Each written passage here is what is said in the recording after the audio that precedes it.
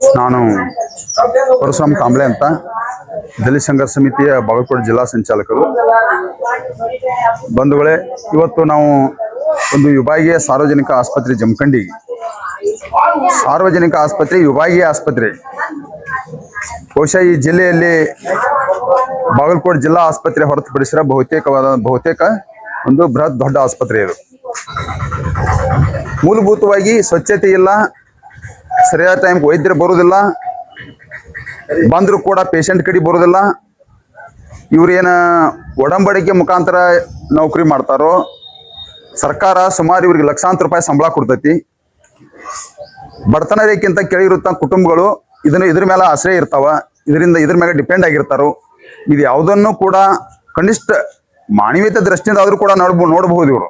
ಅದಕ್ಕೆ ಈ ಒಂದು ಆಸ್ಪತ್ರೆಯನ್ನು ಸುಧಾರಣೆ ಮಾಡುವ ನಿಟ್ಟಿನೊಳಗಡೆ ಎಲ್ಲ ಹಂತದ ವೈದ್ಯರನ್ನ ತಂದು ನೇಮಕ ಮಾಡಬೇಕು, ಮೂಲಭೂತ ಸೌಕರ್ಯಗಳನ್ನು ಕೊಡಬೇಕು.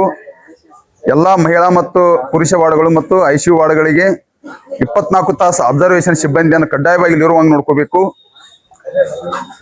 ಈ ಒಂದು ಎಲ್ಲಾ ಪ್ರಕ್ರಿಯೆಗಳು ಜರುಗಬೇಕಂತಂದ್ರ ಜನಪ್ರತಿನಿಧಿಗಳು ಕೂಡ ಇದಕ್ಕೆ ಲಕ್ಷ್ಯ ಕೊಡ್ಬೇಕು.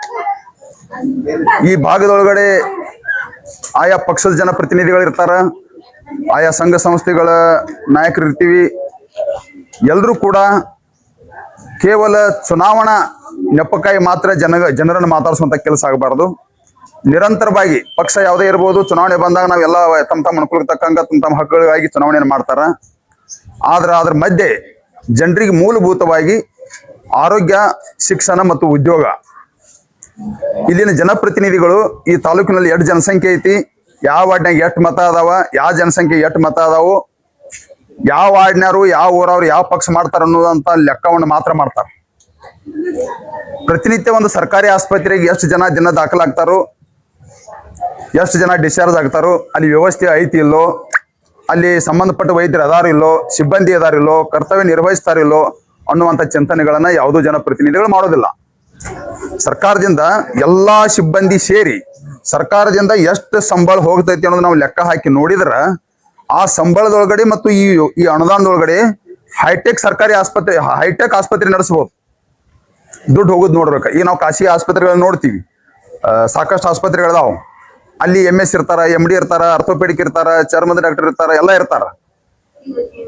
ಅಲ್ಲಿ ಎಷ್ಟು ಖರ್ಚಾಕೈತಿ, ಆ ಆಸ್ಪತ್ರೆ ಒಂದು ನಡ್ಸಾಕ ಎಷ್ಟು ಮಂದಿ ಡಾಕ್ಟರ್ ಇರ್ತಾರೋ, ಎಷ್ಟು ಮಂದಿ ಸಿಬ್ಬಂದಿ ಇರ್ತಾರೋ ಒಂದು ಕ್ಯಾಲ್ಕುಲೇಷನ್ ಮಾಡಿದ್ರ, ಇಲ್ಲಿ ಎಷ್ಟು ಡಾಕ್ಟರ್ ಇದಾರ, ಇಲ್ಲಿ ಎಷ್ಟು ಸಿಬ್ಬಂದಿ ಇದಾರ, ಎಲ್ಲಾ ಕ್ಯಾಲ್ಕುಲೇಷನ್ ಮಾಡಿದ್ರ ಬಹುಶಃ ಒಂದು ಖಾಸಗಿ ಆಸ್ಪತ್ರೆ ನೋಡಿದ್ರಕ್ಕಿಂತನೂ ಜಾಸ್ತಿ ಇಲ್ಲಿ ಅನುದಾನ ಖರ್ಚಾಕೈತಿ. ಬಹುಶಃ ಆ ಅನುದಾನಕ್ಕ ಈ ಉದಾಹರಣೆ ನೀವು ಇಲ್ಲಿ ಜಮಖಂಡಿ ಒಳಗಡೆ ತಾವೆಲ್ಲರೂ ಕೂಡ ನೋಡಿದ್ದೀರಿ. ಇಲ್ಲಿ ಮೈತ್ರಿ ಅವರ ದವಾಖಾನೆ ಐತಿ ಮತ್ತು ಸಣದಿ ಅವ್ರದೈತಿ.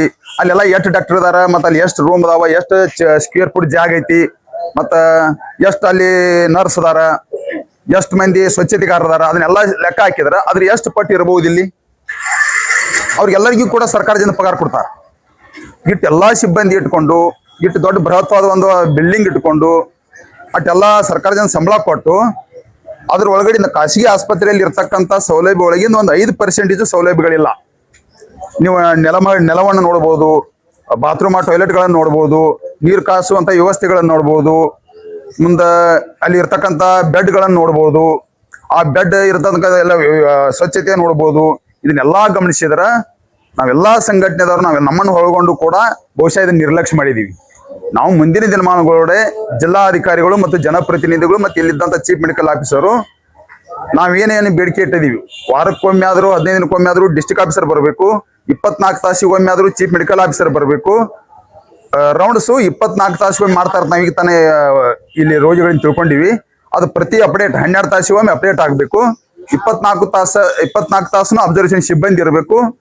ಎಲ್ಲವೂ ಕೂಡ ಈ ಒಂದು 15-20 ದಿನದೊಳಗಡೆ ಆಗದೇ ಇದ್ರ ನಾವೊಂದು ಈ ತಾಲೂಕಿನ ಒಳಗಡೆ ಈ ಆಸ್ಪತ್ರೆ ಮತ್ತು ಇಲ್ಲಿ ಸಿಬ್ಬಂದಿ ಮತ್ತು ಇಡೀ ಜನಪ್ರತಿನಿಧಿಗಳ ವಿರುದ್ಧವಾಗಿ ಒಂದು ಬೃಹತ್ತವಾದಂತ ಒಂದು ಹೋರಾಟವನ್ನ ನಮ್ಮ ಸಮಿತಿ ಮುಖಾಂತರ ಈ ಆಸ್ಪತ್ರೆಯನ್ನ ಬೀಗ ಜಡಿಯುವುದರ ಮುಖಾಂತರ ಎಲ್ಲ ಜನರನ್ನ ತೆಗೆದುಕೊಂಡು ಒಂದು ಬೃಹತ್ ಆದಂತಹ ಹೋರಾಟವನ್ನ ರೂಪಿಸುವಂತೆ ಈ ಸಂದರ್ಭದಲ್ಲಿ ಹೇಳಿಕೆ.